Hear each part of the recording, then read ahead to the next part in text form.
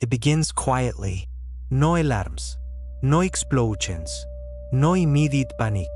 At first, it looks like a coincidence. A hospital in Tokyo reports something unusual. An entire week without a single successful birth. Doctors assume it is a statistical anomaly. It happens sometimes. Birth rates fluctuate. But then another hospital in Paris reports the same thing. And another in Sao Paulo. And another in New York. Within a few weeks, something deeply unsettling becomes clear. Pregnancies are still happening, but no children are being born. At first, doctors struggle to explain what they are seeing. Every pregnancy progresses normally for months. Ultrasounds show healthy development. Heartbeats are strong. Growth appears typical.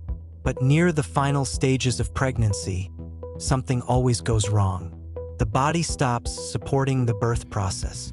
Labor never begins. Medical interventions fail. Cesarean sections reveal the same terrifying truth again and again. The fetus is alive until the final moments. Then suddenly, without clear cause, development stops completely. No newborn survives. Across the world, doctors begin sharing data. The pattern is identical everywhere. Every country, every culture, every hospital. Humanity has lost the ability to produce living children. At first, governments keep the information quiet. They assume scientists will find an explanation quickly: a virus, a chemical exposure, a rare environmental shift. But as weeks turn into months, the evidence grows impossible to hide. There are no surviving newborns anywhere on Earth. News begins spreading through whispers first. Nurses talk to family members. Doctors speak privately with colleagues. Parents who expected to bring home children return from hospitals with empty arms. Eventually, the truth reaches the public, and the reaction is immediate. Shock. Across the world, people struggle to process what this means. For centuries, humanity worried about overpopulation. Governments debated birth rates, economic growth, and resource distribution. Now the problem has reversed completely. The world is facing the possibility of zero population growth. Not because people chose to stop having children, because they physically cannot. Scientists launched the largest global investigation in human history. Medical researchers analyze DNA samples from thousands of pregnancies. They search for infections, genetic mutations, environmental toxins. But nothing explains the phenomenon. Human biology itself has not changed. Egg cells and sperm cells still exist. Fertilization still occurs. Embryos still develop. Yet somehow the final step, birth, has become impossible.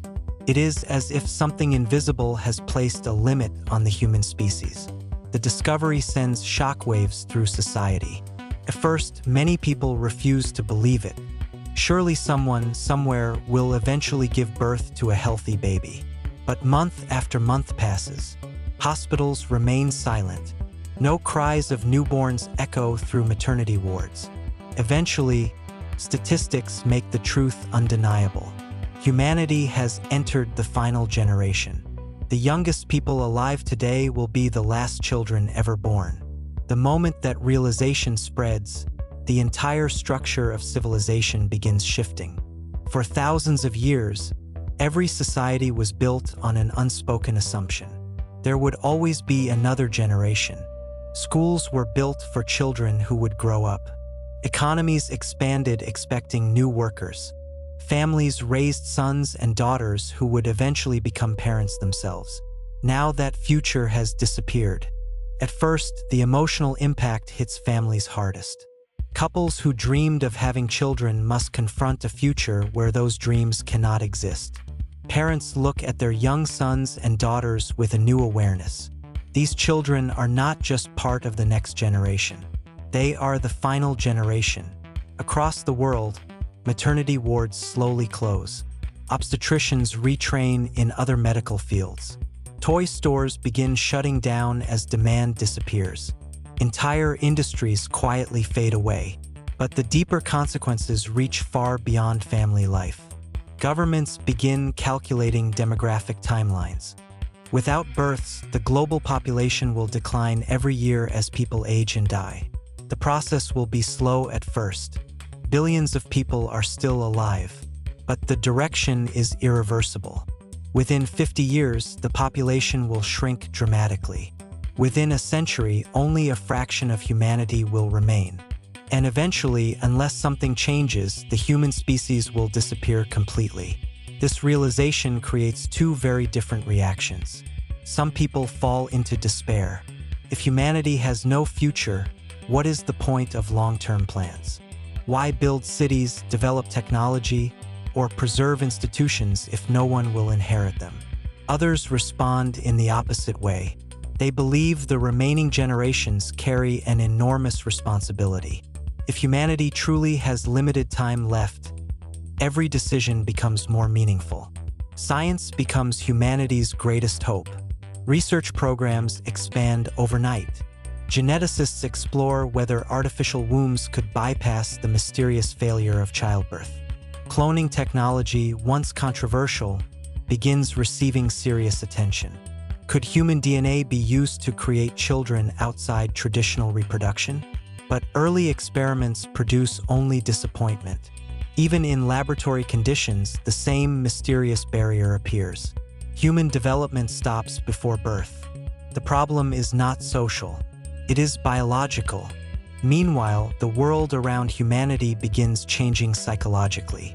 Children become the most precious individuals on the planet. Governments create special protections for anyone under the age of 18. Education systems change their purpose. Instead of preparing children for a future society, schools focus on preserving knowledge.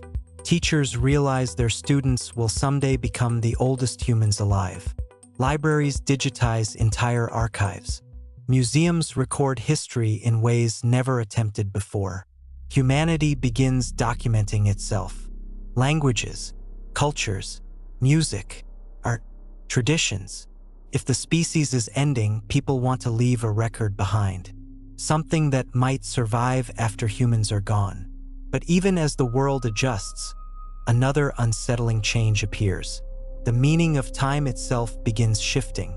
For most of history, people lived knowing their actions would affect future generations. Parents sacrificed for children.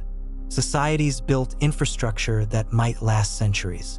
Now that future is uncertain.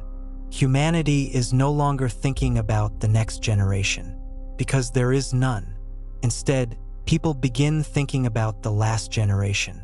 The children alive today, the teenagers growing into adulthood, the young adults who will one day become the final elders of the human race. And as this realization spreads across the planet, a question begins appearing in conversations everywhere. If humanity truly is the last generation, what should we do with the time we have left?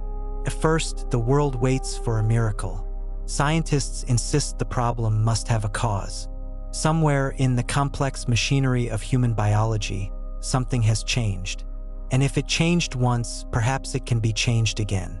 For months, then years, laboratories across the planet work without pause. Geneticists examine every chromosome involved in human reproduction. Fertility specialists analyze thousands of pregnancies, searching for the moment where development stops. Artificial womb experiments attempt to bypass the mysterious barrier that prevents birth. But the result is always the same. Human life begins, and then it ends before it can enter the world. No one can explain why. As hope for a quick solution fades, humanity slowly begins accepting a terrifying truth. The youngest people alive today really are the final generation. At first, governments try to keep society functioning normally.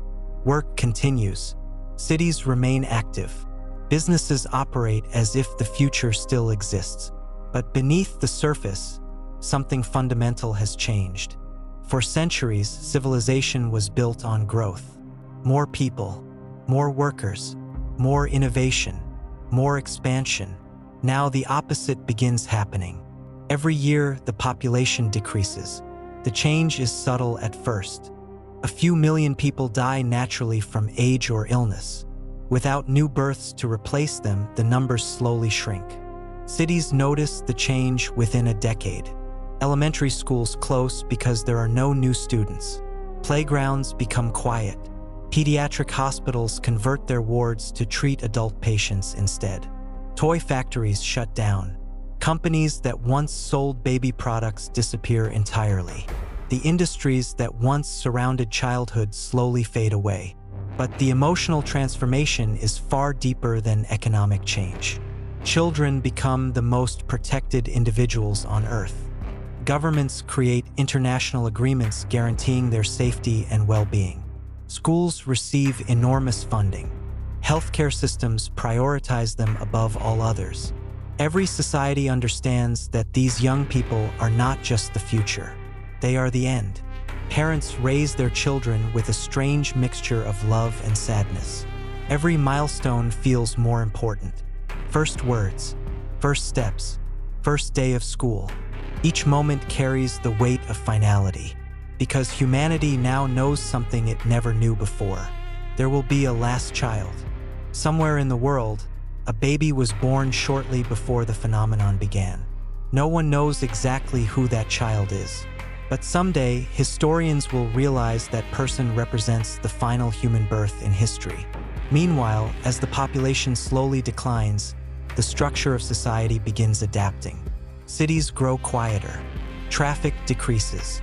Entire neighborhoods become empty as older generations pass away. Instead of building new structures, governments focus on maintaining what already exists. Construction industries shrink dramatically. Why build more homes when there will soon be fewer people? Instead, resources shift toward preservation. Libraries expand their digital archives. Museums begin storing enormous collections of human knowledge. Scientists launch projects designed to preserve human culture for thousands, even millions of years. Massive underground vaults are built to store information. Languages, music, literature, scientific discoveries, art. Humanity begins creating a record of itself, not for future generations of humans, but for whoever might discover it. Because one possibility remains.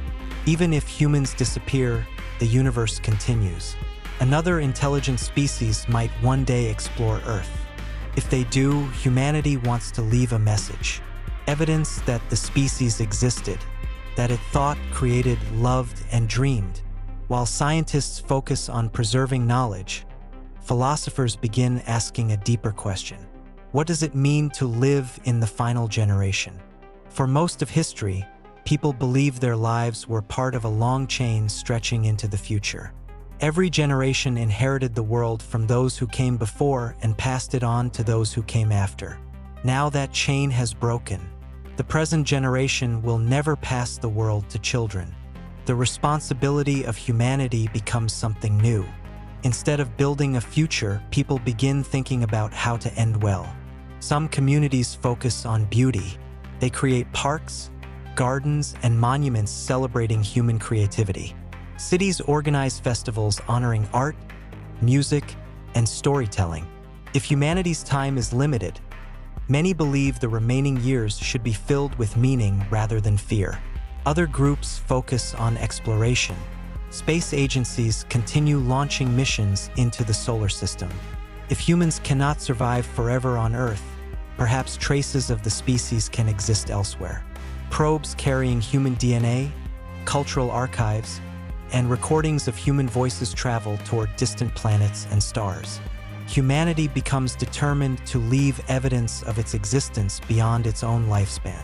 Yet even as these projects unfold, the daily rhythm of life continues. People still wake up in the morning. They still work, cook meals, laugh with friends, and fall in love. Because even if the species is ending, individual lives still contain meaning. Children grow into teenagers. Teenagers become adults. The final generation begins realizing something unique about their lives. They will experience the entire remaining history of humanity. No future generation will replace them. No younger population will take their place. Eventually, they will become the oldest humans alive, and one day the final humans on Earth. The knowledge is overwhelming, yet many members of this generation respond with surprising resilience. They form strong communities. They support one another emotionally. Instead of living with constant fear, they begin focusing on connection. Friendship becomes more valuable than ever. Family bonds grow deeper. The world slowly becomes less obsessed with competition and more focused on cooperation. Without the pressure of endless growth, humanity begins rediscovering something simple: the value of the present moment. People travel more. They spend time experiencing nature, art, and culture.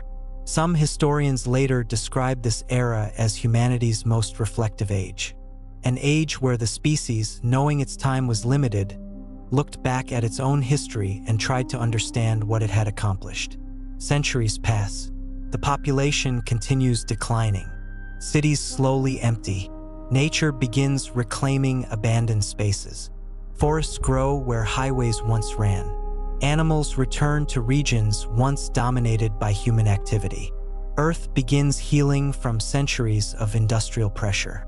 Yet small human communities still exist. Groups of elderly people living among the quiet ruins of a once crowded world. They maintain the archives. They preserve the libraries. They continue sending signals into space, transmissions containing human language, music, and stories. And eventually, the number of humans alive becomes small enough that historians can count them individually. A few thousand, then a few hundred, finally a few dozen. The last humans understand something that no generation before them ever experienced. They are witnessing the final chapter of their species. Yet even then, they continue telling stories about the cities that once shone with light, about the oceans crossed by ships, about the first steps on the moon, about music, laughter, and love. Because even if humanity disappears, those stories matter. They are proof that intelligent life once existed here. Proof that a species rose from simple beginnings, learned to understand the universe, and spent thousands of years exploring its possibilities. And somewhere in a quiet archive, deep beneath the surface of the earth, a record remains. A message waiting for whoever might find it. It says something simple, not a warning, not a plea, just a memory. We were here.